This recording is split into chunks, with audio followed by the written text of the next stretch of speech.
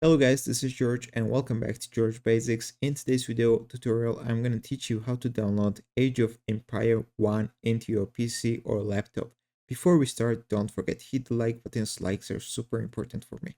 Okay guys, first of all, I will tell you that to download the game, you need to have installed Steam. If you don't have a Steam, you can just go to the Google, enter this simple keyword, download Steam, open the first result, and click install Steam button. Once you will install it, then create an account and open the Steam. Now we can get Age of Empire 1. So go to the search, type Age of Empires, and click the search button right here.